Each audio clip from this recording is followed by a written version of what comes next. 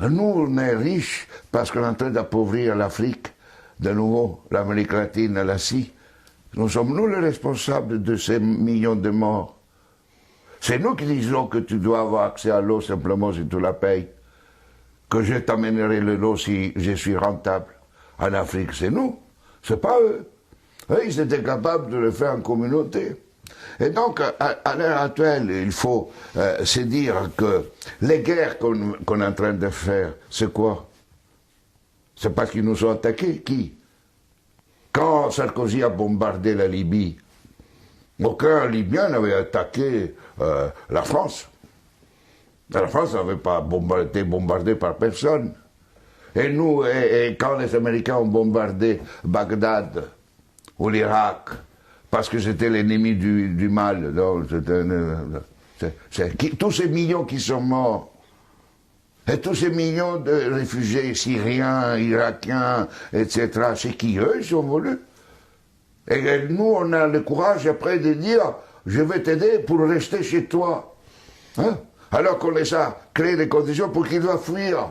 Et nous, on va dire hypocritement, cette Europe qui hypocritement donne 6 milliards à la Turquie, 2 milliards aux Libyens pour pouvoir tenir les gens qui viennent d'Afrique, où on est en train d'alimenter, nous, les guerres.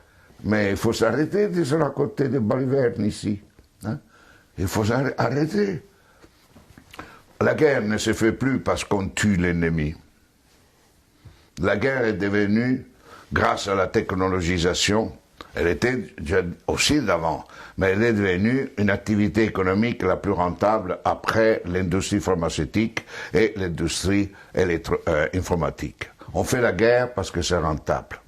Et malheureusement, si nous ne changeons pas nos dirigeants, et nous-mêmes, hein, dans le sens, pas individuellement, mais les systèmes de valeurs fondamentaux, la sécurité nationale qui explique la guerre, la souveraineté nationale, l'appropriation privée du vivant, etc. Tout ça, on fera la guerre. On fera la guerre, pourquoi? Parce que pour cela, deviendra une activité de plus en plus rentable. D'ici quelques années, si vous éliminez la guerre, le PIB mondial chutera, d'après le système dominant. Il ne chutera pas si on est dans un autre système. Au contraire, la guerre, la disparition de la guerre sera une source de richesse.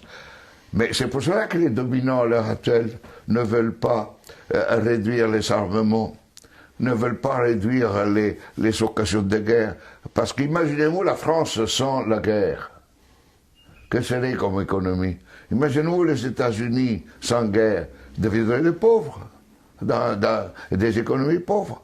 Donc aujourd'hui, on est entré dans une phase où on fait la guerre parce que c'est rentable.